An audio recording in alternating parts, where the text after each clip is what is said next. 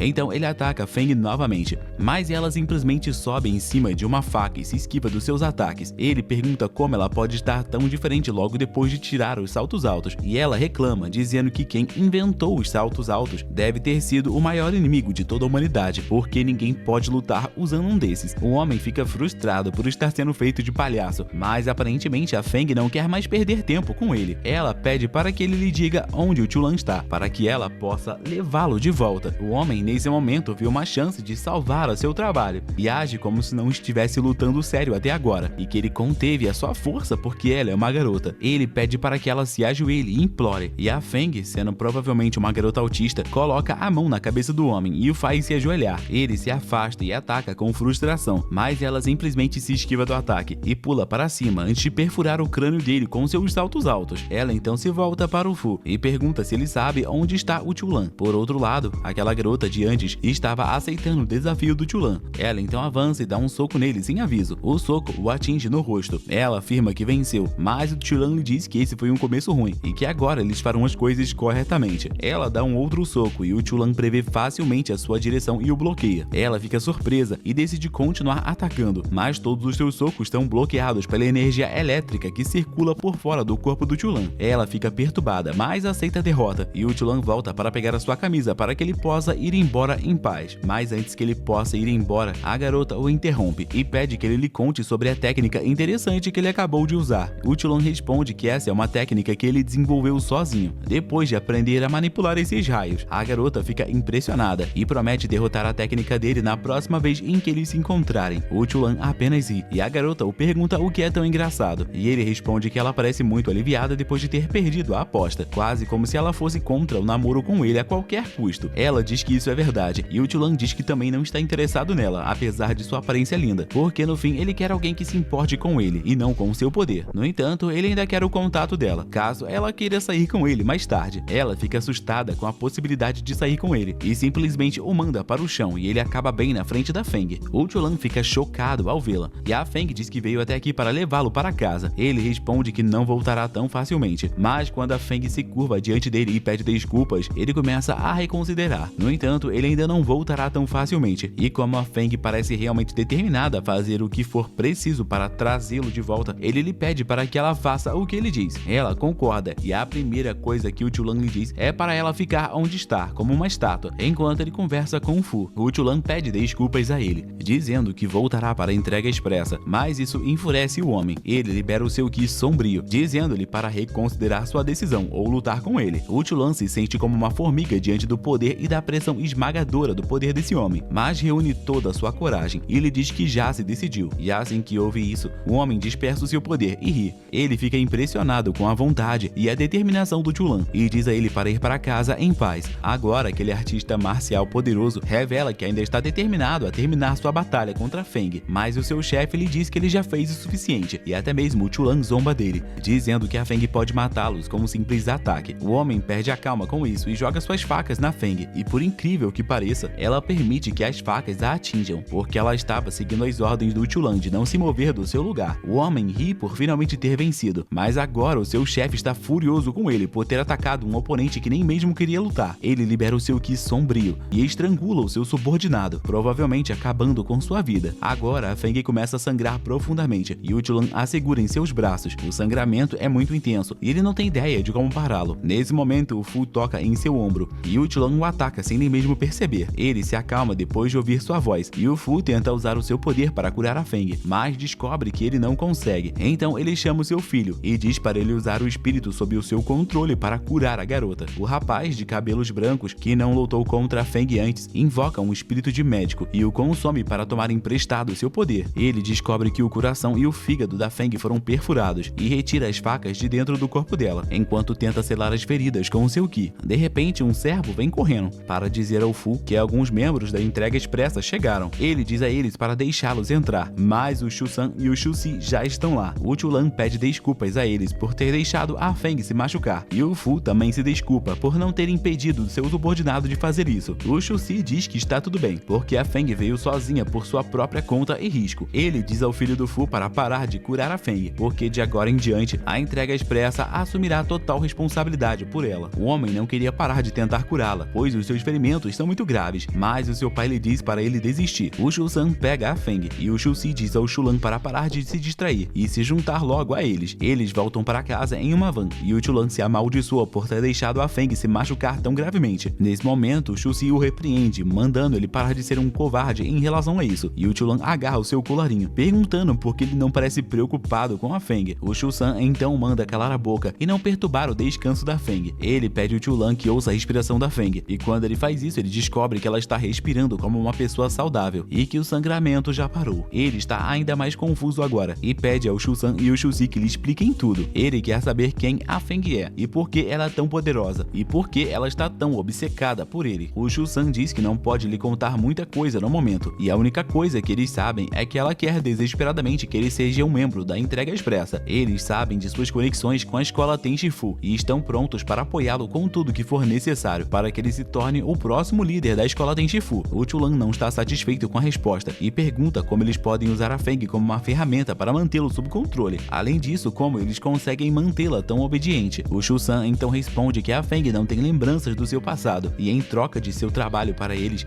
estão investigando seu passado em busca de informações. Depois disso, alguns dias se passam e na vila, nas colinas, o Chu-lan se senta ao lado da Feng, que está se recuperando dos seus ferimentos. Logo, o Shu-san e o Shu-si chegam com mantimentos e dizem a eles para irem à faculdade. Eles acreditam que logo ela acordará e que precisará de muita energia, por isso vão cozinhar para ela. Mas como eles não trouxeram comida para o Chu-lan, ele vai embora com relutância, e então os dois homens se perguntam por quanto tempo conseguirão esconder os segredos da Feng do Chu-lan. Embora ele seja um idiota, é provável que ele perceba isso mais cedo ou mais tarde, mas eles ainda planejam esconder o máximo que puderem. De repente, a Feng acorda e age como se nada estivesse acontecido. O Shu-san pergunta por que ela não se esquivou do ataque, e ela responde que o Chu-lan lhe disse para ser uma estátua, se ela quisesse que ele realmente voltasse. Ela temia que se ela se movesse, ele não voltaria. O Shu-si não fica feliz ao ouvir essa resposta e pergunta por que ela está tão obcecada com o perdedor. O Shu-san recebe uma ligação repentina e fica chocado com as notícias que recebe. Enquanto isso, o Chu-lan está perdido em seus pensamentos, enquanto caminha de volta para a faculdade e se aventura na floresta profunda. O Liang do Sensei está o perseguindo, mas acaba se perdendo, e o Chu-lan aparece de repente atrás dele, causando-lhe um mini ataque cardíaco. O Liang não está aqui para sequestrá-lo ou prejudicá-lo de alguma forma, e até tenta mostrar a ele que nenhum dos seus companheiros de equipe está por perto. O Chu-lan lhe pergunta por que diabos ele está aqui, e o Liang diz que está aqui para se desculpar. Ele explica que nasceu com o poder de manipular as almas e o ki de outras pessoas, sendo essa a razão pela qual ele roubou o corpo do seu avô, para tentar extrair o poder remanescente do seu ki, ou qualquer pista sobre o lendário estilo Kitaijin. O Chu-lan pergunta o que isso tem a ver com ele, e o Liang lhe diz que agora que eles completaram seu objetivo e extraindo as memórias do seu avô, ele quer mostrar essas memórias ao neto dele. Ele tira uma pequena luz dourada e diz que essa é a última lembrança do seu avô. O Chu-lan fica surpreso quando o Liang lhe entrega a luz da memória, pois acha que isso pode ser uma armadilha. O Liang é um manipulador profissional. Ele diz para jogá-la fora se não confiar nele, mas assim ele nunca conheceria os últimos momentos do seu avô. O Chu-lan ainda está em modo de pânico e pergunta ao Liang se o Sensei pretende coletar os 8 poderes especiais. O garoto fica impressionado com o fato de um perdedor saber sobre os poderes especiais, mas ele garante que não tem interesse nos poderes, embora não possa dizer o mesmo dos seus amigos. Ele vai embora depois de dizer isso, e o Chu-lan decide correr o risco e descobrir os últimos momentos do seu avô. O Chu-lan descobre que a última coisa que o seu avô viu há 12 anos atrás foi a Feng com a mesma aparência que ela tem agora. Ele corre a toda velocidade para a vila, porque ele quer saber se o Shu-san e o Shu-si sabiam da verdade o tempo todo, e esconderam isso dele. Ele chega à vila e descobre que ela está vazia e que nem mesmo a Feng está lá. De repente, ele recebe uma ligação do Shu-san, que lhe diz para ir a um hospital. O Chu-lan encontra seus 3 amigos olhando para um homem velho e doente, que é o pai do Shu-san e do Shu-si. Ele acabou de acordar de um longo coma e queria ver o rosto dos seus filhos, bem como o rosto da Feng e do Chu-lan. O Chu-lan diz que não conhece o pai deles e que ele não se importa com ele. No momento, ele quer saber se foi a Feng quem matou seu avô há 12 anos. Os 2 irmãos ouvem isso e ficam chocados e perguntam quem contou isso a ele. O Chu-lan os manda calar a boca e começa a gritar com a Feng, perguntando perguntando se ela matou o avô dele. Ela nem hesita e inocentemente diz que foi ela quem o matou. O Chulan libera o seu Ki com raiva, mas o pai do Shu-san pede para que ele pare. Ele diz aos seus filhos que não há necessidade de guardar os segredos e então pergunta ao Chulan se ele quer saber a verdade sobre o seu avô e sobre a Amu. O Chulan lhe pergunta quem diabos é Amu e o velho lhe diz que esse é o nome que ele chama Feng. Ele afirma que a conhece há muito tempo, desde 1944 para ser mais preciso. O Chulan fica chocado ao perceber que a Feng é pelo menos tão velha quanto o seu avô e o velho continua a sua história. No verão de 1944, a Feng acordou de repente em uma caverna, sem nenhuma lembrança, e enquanto vagava sem rumo, ela se deparou com dois lenhadores, um dos quais voltou para levá-la, pois ela parecia bastante indefesa. Ele a jogou no chão e começou a desabotoar seus botões, quando um casal poderoso chegou e o expulsou. Eles descobriram que a Feng era como uma boneca sem emoções e a levaram para sua casa. Foi lá que ela conheceu o pai do Shu-san, o Shou, que era apenas uma criança na época. O casal de pessoas poderosas tentou descobrir mais sobre a estranha garota, mas como não obtiveram nenhuma pista, eles decidiram adotá-la. Eles a chamaram de Amu na época, e ela aprendeu a falar e escrever em poucos meses, e disse a eles que o seu nome verdadeiro era Feng. Entretanto, quando tentou se lembrar de algo além disso, ela sentiu que sua cabeça estava rachada e começou a chorar muito alto. A mãe do Shou foi buscar um médico, mas quando retornou, a Feng já estava bem e meditando. O menino e sua mãe nesse momento conseguiram sentir que o ar ao redor da Feng estava diferente, e o médico lhes disse que ela estava usando seu Ki e pediu para que eles mantivessem isso em segredo dos aldeões. Naquela noite, o Shou perguntou a Feng mais sobre a dor de cabeça e o seu Ki, e ela não conseguia se lembrar de como aprendeu a circular Ki em seu corpo. Ela apenas sentiu que poderia fazer isso naturalmente. Ela também sentiu algum Ki no corpo do Shou e pediu que ele meditasse com ela. Ele fez o que ela disse, mas não conseguiu sentir nenhuma diferença. A Feng percebeu que ele estava pensando demais nas coisas e isso estava dificultando a obtenção do Ki. Então ela decidiu ajudá-lo, e graças à orientação dela, o Shou conseguiu sentir e reunir o seu Ki. Depois disso, ele começou a treinar com a Feng em segredo. Eles eram como uma família feliz e o tempo passou rapidamente, mas mesmo depois de 5 anos, a Feng não tinha envelhecido nem um pouco, e a mãe do Shou estava recebendo propostas de casamento para a Feng, mas ela rejeitou todas elas. O Shou concordou com ela, porque ele tinha uma queda pela Feng, mas a sua mãe apenas riu dos seus desejos infantis. Ela pensou que não seria uma má ideia a Feng se casar com seu filho se ela gostasse dele. Entretanto, quando lhe fizeram a pergunta, a Feng ficou confusa porque não entendia o significado da palavra gostar de alguém. Ela coçou a cabeça enquanto tentava entender, e então o casal poderoso disse a ela para parar de se preocupar com isso. A Feng não parou de pensar nisso nem mesmo à noite, e de repente ela teve uma dor de cabeça, depois de usar o seu cérebro além de suas capacidades. A mulher lhe disse que ela não precisava pensar muito, e a acalmou cantando uma canção. Logo depois disso, bandidos atacaram a aldeia e começaram a saquear todos os grãos de alimentos que as pessoas tinham. E assim que eles levaram o almoço que o Shou estava guardando para a Feng, ela chegou ao local, cantando a música de antes. Os bandidos acharam que ela era uma retardada pelo fato dela tê-los ignorado, e decidiram se divertir com o corpo dela. O pai do Shou implorou aos bandidos que deixassem a garota, e prometeu dar a eles tudo o que eles tinham, mas os bandidos simplesmente o agrediram. Quando ele tentou se agarrar a eles, eles cortaram sua garganta, para o horror de todos. O Shou correu em direção aos bandidos com raiva, mas foi nocauteado com um chute no rosto. Os bandidos arrastaram a Feng para longe, mas quando ela ouviu a mãe do Shou chorando, ela correu até ela. Foi nesse momento que ela lhe disse que estava sentindo uma dor aguda no coração. Isso estava acontecendo ao ouvi-la chorar. Ela queria que a mulher fosse feliz. Ela lhe perguntou se isso significava que ela gostava dela, e a mulher apenas lhe disse que tinha inveja do fato dela ser burra e sem noção. A Feng pediu para que ela parasse de chorar e perguntou o que ela podia fazer para deixá-la feliz. A mulher se irritou com ela e falou que o único modo de ficar feliz era matando os bandidos que assassinaram o seu marido. O bandido riu disso e se aproximou da Feng, mas ela simplesmente quebrou os dentes dele com um simples soco leve. Ela disse a sua mãe que mataria todos os bandidos para fazê-la feliz e imediatamente cortou a garganta do bandido que tentou atacá-la com as próprias mãos. Mais bandidos correram para perturbá-la depois disso, mas a Feng matou todos eles sem piedade. O Shou logo voltou a si, e embora sua mãe tenha o proibido de olhar para a visão macabra à sua frente, ele não conseguiu desviar o olhar. Enquanto as pessoas normais só conseguiam ver a Feng matando os bandidos, o Shou viu algo a mais. Ele viu o espírito dos homens que ela acabou de matar, levantando-se e a amaldiçoando antes de desaparecer. Os aldeões ficaram aterrorizados com o poder da Feng e começaram a chamá-la de demônio. Eles disseram para ela sair da aldeia, e ela obedeceu silenciosamente. O Shou e sua mãe a perseguiram. Lhe disseram que ela não precisava ir a lugar algum, mas ela disse que precisava, pois todos mandaram ela ir embora. A mãe agora acreditava que ela era culpada pelo que acabou de acontecer, porque a Feng matou os bandidos sob seu comando.